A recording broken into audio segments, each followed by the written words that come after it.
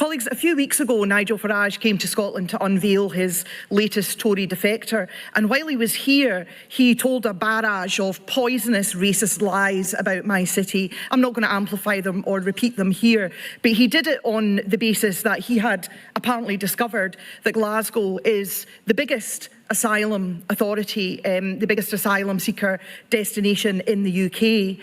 But that's not new information, colleagues. We have been for many years, in fact, Glasgow has made a disproportionate contribution to the UK as a city of sanctuary, as a city of giving support and welcome to people fleeing their own countries. And I am extremely proud of that, colleagues, extremely proud of it. It is not a bad thing. It is something that I celebrate. My colleague, Councillor Bastani and Councillor Sally, who've been mentioned already, are the living proof of it.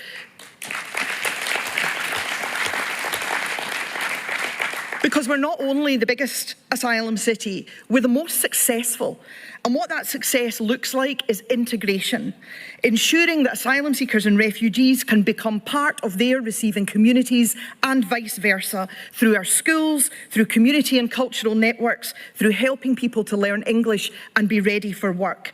Glasgow has been described by Sabir Zazai, the director of the Scottish Refugee Council, himself a refugee from Afghanistan, as a beacon of integration.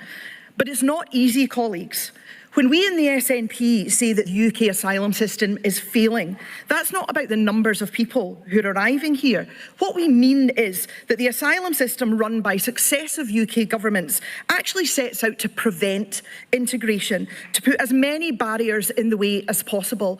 And it makes no sense. It makes no sense because if we embrace newcomers to our country as a positive rather than a threat, then we have so much to gain.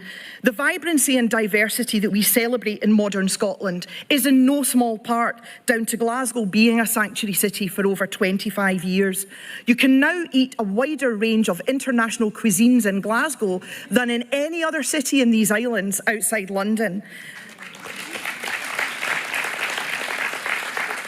Glasgow's bucking trends across Western Europe in having a growing working age population. That's a good thing, conference. That's what Scotland needs, and asylum seekers and refugees are a huge part of that.